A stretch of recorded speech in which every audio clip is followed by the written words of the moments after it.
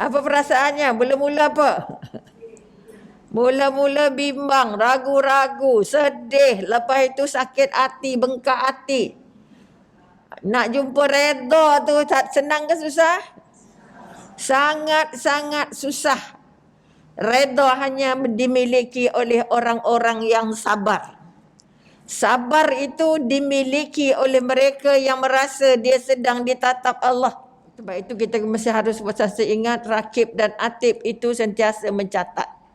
Mencatat semua yang kita ungkapkan dan mencatat semua yang kita lakukan.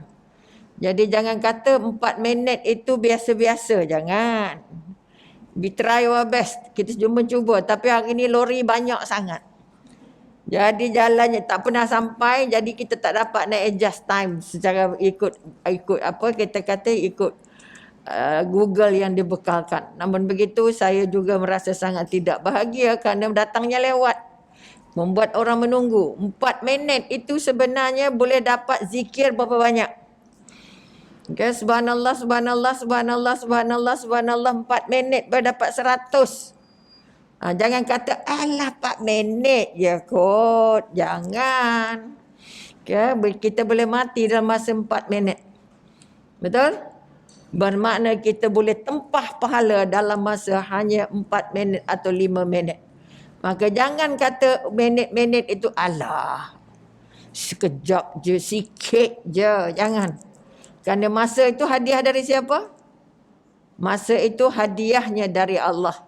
Miliknya Allah. Miliknya Allah dan kita katakan dia adalah hadiah dari Allah untuk kita manfaatkan. Jadi sekali lagi, kita ingin memanfaatkan setiap minit yang kita hadir di rumah Allah ini untuk membangun balik kekuatan. Banjir tak agaknya dulu? Mari. Kena banjir? Tak. Okay. Ada yang kena, ada yang tak kena. Apa perasaan yang kena? Apa perasaannya? Mula-mula apa? Mula-mula bimbang, ragu-ragu, sedih. Lepas itu sakit hati, bengkak hati. Nak jumpa redha tu senang ke susah? Sangat-sangat susah. Redha hanya dimiliki oleh orang-orang yang sabar. Sabar itu dimiliki oleh mereka yang merasa dia sedang ditatap Allah. Kerana untuk dapat redha sahaja kita harus menyemak balik. Betapa kukuhnya 2 kalimah syahadah kita dalam hati. Betapa kukuhnya, betapa kuatnya syahadah kita tersimpan dalam amal. Sejauh mana kita memegang syahadah kita dalam pergaulan seharian. Sebab itu kalau kita ditanya bila kamu mula-mula bersyahadah, kita tak dapat jawab. Ada yang dapat jawab tak kau? Kecuali mu'allaf. Tu dia dapat jawab. Saya bersyahadah depan imam, depan Tok Kadi, depan saksi. Tapi kita yang lahir sebagai keluarga Islam, tapi tidak mempelajari agama Islam, tidak mengkaji, menambah ilmu tentang Tuhan, tidak menambah ilmu tentang agama, kita lebih jahil dari mereka. Sehingga kita tak tahu bila kita bersyahadah. Sebab itu para ulama dulu, salafus salih hari-hari membaharui syahadah. Kerana syahadah itu adalah tunjang. Adalah akar tunjang terpenting untuk kita datang ke masjid. Untuk kita berdirikan solat, untuk kita buat kebaikan. Okey, katalah kalau puan tadi tak apa sebab datang gak-gak. Kalau saya tanya siapa yang boleh ditanya. Apa sebab puan datang kat hari ni puan? Nak dapat apa? Nak dengar ceramah. Betul? Bila kita kata nak dengar ceramah kerana siapa? Untuk dapat apa? Nak jadi apa? Tak boleh berhenti kat situ je. Bila nak dengar ceramah, masuk sini, keluar sini nak dengar je. Sebab itu dipesankan oleh ulama ataupun oleh Al-Quran pun, kamu dapat mengikut apa yang kamu niatkan. Kamu dapat mengikut apa yang kamu niatkan.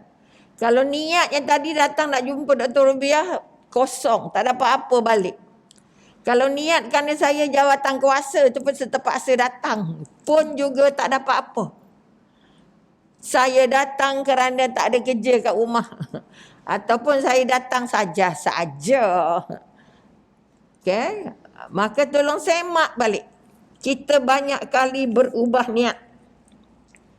Okay. Cadangnya nak buat A tapi jadinya B.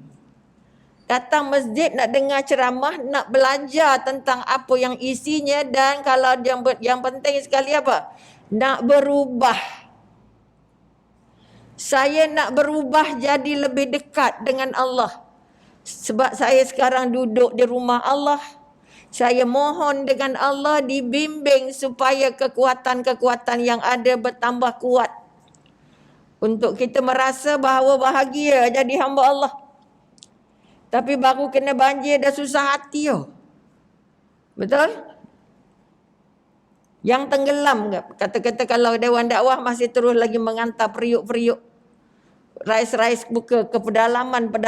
Sama dia di Ulu Langat, di Pahang, di Raub dan di sebagainya. Di Mentakap dan sebagainya. Kerana mereka tenggelam semua, rosak semua. Apa perasaan kita dibanding dengan perasaan mereka? Kalau kita naik hanya sekaki, 2 kaki. Tapi mereka sampai bumbung. Okay, bila kita bumbung tenggelam dan tak tahu duduk di beberapa jam di atas bumbung. Nak tunggu pertolongan. Mereka cari pertolongan siapa? Pertolongan manusia. Mereka tidak menjerit atas bumbung dengan azan. Mereka tidak menjerit dalam rumah, kan mohon dengan Allah. Ya Allah, tadahlah air yang turun ini ya Allah. Wahai bumi Allah, telanlah semua air yang ada ini supaya kami tak tenggelam di dalam air ini. Tapi yang kita harapkan pertolongan daripada bukan Allah. Marah siapa, kenapa tak tolong kami? Kenapa tak ada hantar itu, tak hantar ini? Wah, siapa kita? Sebab manusia bersifat lemah, banyak tak selesai. Sangat sulit untuk kita balik tadah tangan menangis, merayu, merengek dengan Allah. Apa sebab? Sebab 2 kalimah syahadah kita hilang. Kita tak ingat bila kita bersyahadah dan kita tak tahu apa peranan syahadah itu dalam hidup kita sehari-hari. Kerana kita lahir dalam keluarga Islam tapi tak belajar ilmu Islam. Dia namanya nama Islam tapi dia tak tahu apa yang ada kaitannya dengan dunia dan akhirat. Apa kaitannya 2 kalimah syahadah dia dengan kehidupan dia. Sebab itu dia kata dia orang Islam tapi tak faham Al-Quran. Sebab itu orang-orang yang kita katakan scholars mengatakan kita dia orang paling beruntung. Umat paling beruntung di dunia ini ialah umat Muhammad. Kerana dia ada wahyu Allah yang asal. Yang tidak dibega-bega, tidak dipinda-pinda. Asal macam mana turun pada Rasulullah, macam itulah dapat. Tapi sayangnya apa kita kata? Mereka ada buku terbaik, kitab terbaik, wahyu terbaik. Tetapi mereka adalah pembaca yang paling tak guna. Paling malas, paling tak tahu, paling tak faham, paling tak buat, paling tak amal apa yang ada dalam Al-Quran.